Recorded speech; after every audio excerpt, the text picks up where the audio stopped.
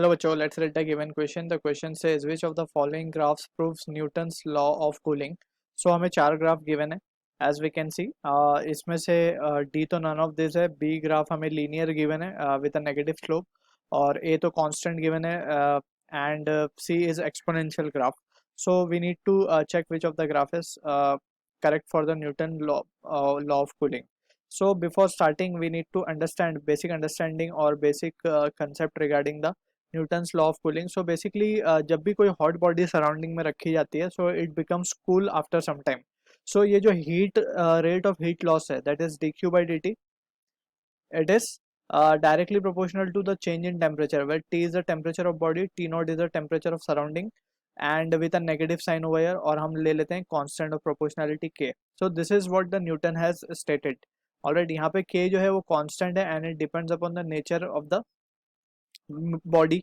सो अब यहाँ से जो हीट लॉस हो रही है ऑलराइट. सो अगर हीट लॉस हो रही है तो बॉडी इज बिकमिंग कूल. ठीक. और बॉडी कूल हो रही है that means its heat is been extracted from this. So अगर हम मान ले के उस बॉडी का let's suppose this is the body and इसमें से ये कंटिन्यूसली हीट रिजेक्ट कर रहा है ये. ठीक है. सो वी कैन से जो हीट रिजेक्टेड होगी उसे हम क्या लिख सकते हैं in terms of specific heat capacity. We can write it as to be m c delta t. ठीक है. और we can say instead this can be written as. So अगर हम मान लें कि बहुत कम टाइम में that is very in very small time very small heat is been rejected from the body. So हम क्या लिख सकते हैं d q can be written as M C D T. ठीक है. And the rate of the heat rejection can be written as D Q by D T and that will be equals to M C D T by D T. ठीक है. सो अब यहाँ से अगर हम देखें सो फ्रॉम ये जो हो गया ये स्पेसिफिक हीट कैपेसिटी के बारे में हमने लिख दिया और that is the law of Newton's law of cooling. ठीक है ना. अब अगर we are interested in calculating the graph versus time so हमें एक रिलेशन डेवलप करना होगा between the time and the change in temperature. So for that we can से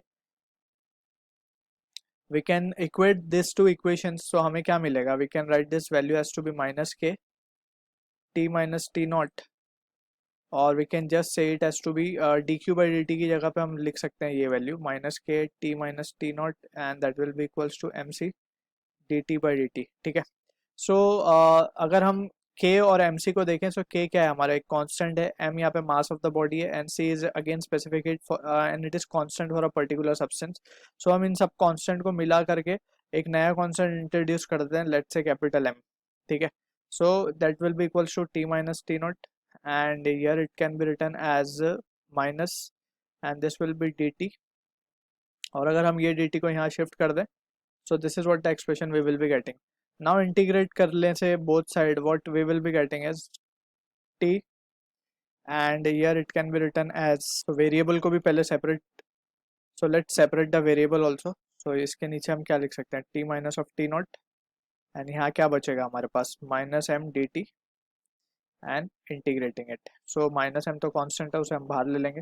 सो इसको अब फर्दर रिजॉल्व करने से हमें क्या वैल्यू आएगी हमारे पास it can be written as log of T minus T not because one by t और डी टी का इंटीग्रेशन होता है log t. So this is what the value you can write and here it can be written as t का तो हो जाएगा just t. ठीक है. So it will be minus m t और प्लस सी तो एक constant of integration we can introduce. Now अब क्या कर सकते हैं हम वी कैन से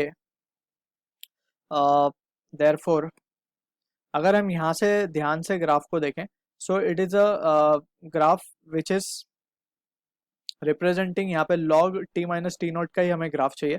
सो it is in direct relation with t but a negative sign is coming over here. So this is of the form y equals to minus M X और यहाँ पे अगर हम देखें सो प्लस सी भी है plus c it again a constant of integration plus c. So ये graph कुछ इस तरीके से बनेगा अगर हम प्लॉट करें इसे एक्स वाई एक्सेस में. So this will be the graph. ठीक है. सो यहाँ पे हम कह सकते हैं it will be log of T minus T naught and यहाँ पे हमारे पास क्या है टाइम है टी.